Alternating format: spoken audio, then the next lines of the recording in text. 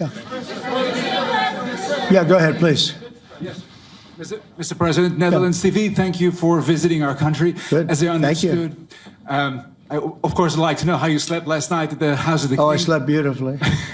But probably a more serious question. I think you just had a meeting with President Zelensky. Did you discuss any ceasefire in this Russo-Ukrainian? No, I wanted to know how he's doing. He was very nice, actually. You know, we had little rough times sometimes. He was couldn't have been nicer. I think he'd like to see an end to this. I do. I think what I took from the meeting couldn't have been nicer, actually. But I took from the meeting that he'd like to see it end. I think it's a great time to end it. I'm going to speak to Vladimir Putin and see if we can get it ended.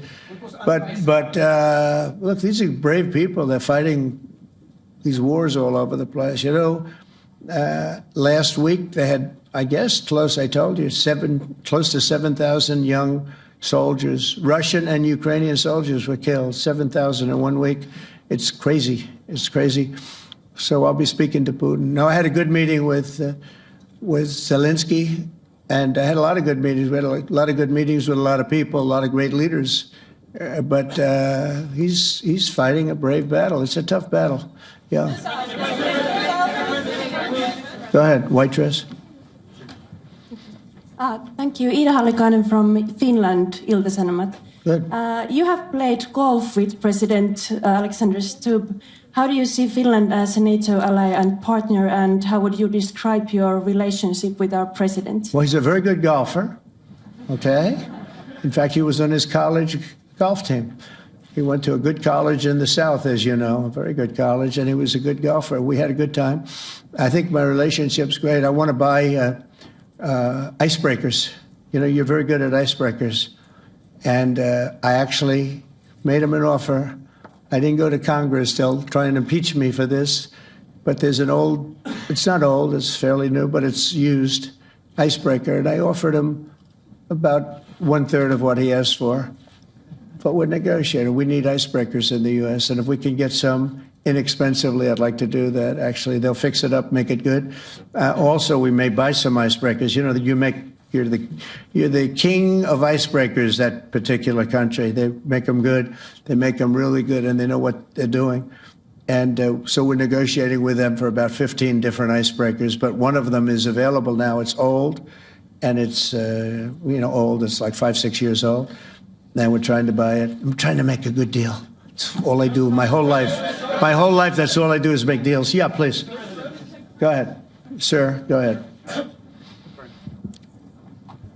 Yeah, a question for NewsHour, Dutch TV. First of all, on Article 5, on your way here, you spoke about the commitment of the U.S. to Article 5, saying, I'll give you my definition once we're here. Yeah. What is your definition, and may the U.S. commitment to Article 5 change in case some of the NATO members do not reach the threshold that was discussed today? My second question is following up on a colleague on Iran. What intel reports do say that everything over there was obliterated? Yeah, well, there are numerous of those reports, and they're coming out fast and furious.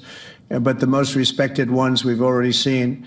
And I will say that on a very confidential basis, they're looking at the reports, like numerous reports, and including people going to the site and checking the site. And they're going to be having, I guess you're going to be having over the next couple of days a full, you're going to encapsulate it. But no, the site was obliterated, just like I said it was, and just like the pilots should be given credit for. As far as Article 5, look, when I came here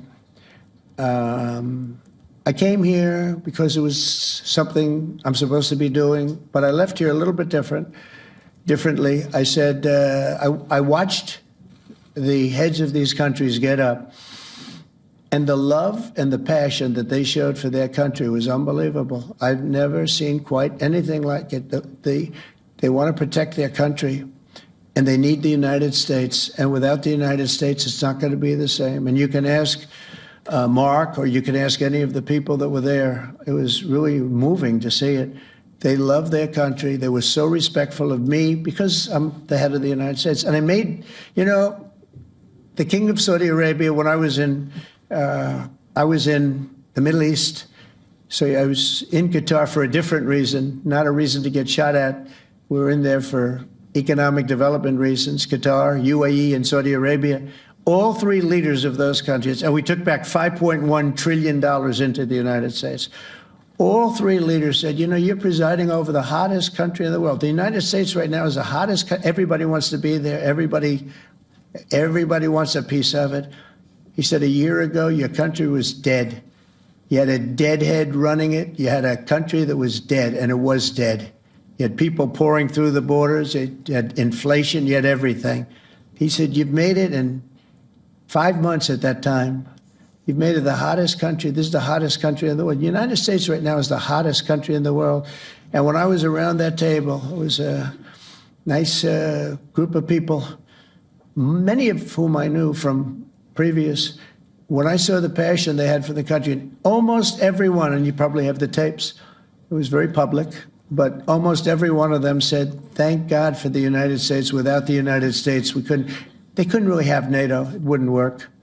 It wouldn't work. It will in the future because now they're paying much more money, but it wouldn't work. It was great. And I left here differently. I left here saying that these people really love their countries. It's not a ripoff, and we're here to help them protect their country. Okay, we'll do one or two more. Thank you, Mr. President. Yeah. A question on Spain. Are you satisfied with today? Oh, I think Spain's terrible what they've done. No, I do. They're the only country that won't pay the full up. They want to stay at 2%. I think it's terrible. And, you know, they're doing very well. The economy is very well. And that economy could be blown right out of the water with something bad happening. You know, Spain is the only country that... Are you from Spain? Yeah. Good, congratulations. You're the only country that is not paying. I don't know what the problem is. I think it's too bad.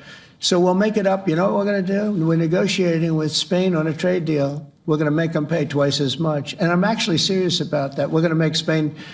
I like Spain. I have so many people from Spain that it's a great place and they're great people.